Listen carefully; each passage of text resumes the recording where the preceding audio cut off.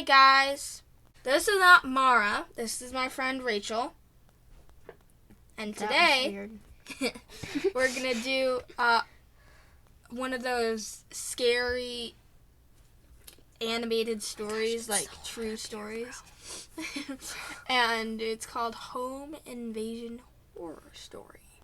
So let's get on with the video. Scary music. I'm not scared. It was a cold, foggy evening when I contacted a close friend of mine to stay at my place for the night. Both of us were only 10 years old at the time, and my parents were often at work until midnight, so I was usually alone with nothing to do. Till midnight? His voice. Wait, how old was he again? Wait, did it say?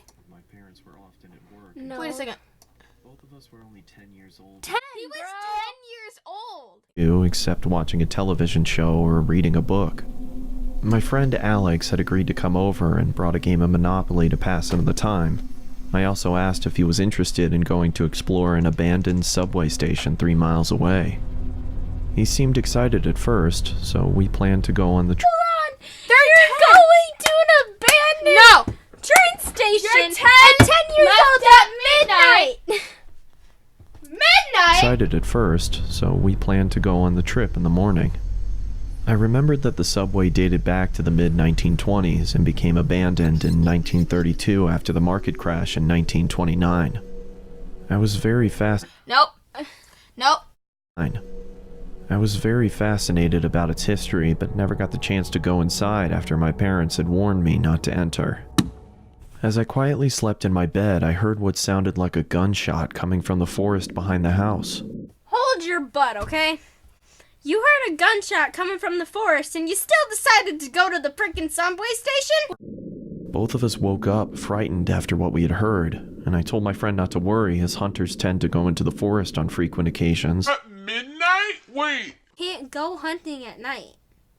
Wait, maybe it means like in the morning, because they were going to the subway station in the morning. But when I checked the time, it was 11:39 p.m., the forest between 8 p.m. and 10 p.m. I looked at Alex and decided to get out of my bed, intending to look through the window and spot for anyone in the forest. The darkness clouded my vision, so I was unable to see anyone in the forest. I turned around and looked at Alex again, when suddenly I heard the front door squeak open. That's when you're done. That's You when break you the- leave. That's when you break the window. Chills went down my spine. Both of us quietly moved to the bathroom, locked the door, and kept the light off. It was the only safe place in the house. Both of us were terrified as we desperately tried to keep as calm as we could. We heard footsteps getting louder Did someone just sit on the floor as they're hearing footsteps get louder? and louder until they stopped in front of the bathroom door. And then this is when the most terrifying sound forced my heart to almost burst. Both of us screamed as the person chopped the door to pieces. It was pitch black inside the room, making it hard to find the vent, and by the time I spotted the vent, the person behind the door had made a hole big enough for us to see him.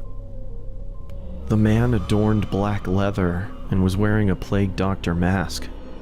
I scurried back to the vent, but it was too high above the floor for us to reach it, so Alex told me to go first because he was the strongest. He lifted me up on his shoulders, allowing me to open the vent and crawl inside. When I looked at the door again, the man had managed to fit his arm through the hole and reached for the lock. I quickly grabbed Alex's hand, but struggled to pull him up into the vent. Alex! I shouted, and began going after him. Alex did. I pursued the figure.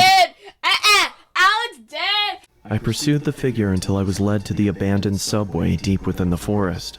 It was chilly and foggy, meaning that I could only see objects within a range of 5 or 6 yards. Yes. Inside Don't the go in subway the was a subway. pool of freezing cold water. It was so dark that I couldn't see anything. I had to rely on listening to the screams from Alex and track the source. As I slowly walked through the subway, I was now struggling to breathe under the intense stress and fear of the situation. I continued walking through the water until the exit was no longer visible. I was now experiencing a massive panic attack. I had lost track of Alex, and I had no idea where I was or how to get out. Where are you, Alex?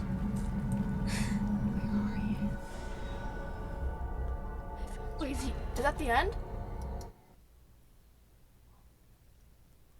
On October 19th, 1983, Alex was confirmed dead after he was found inside the ticket office, hanging from the ceiling. Woodpecker Man got him! His closest friend remains missing.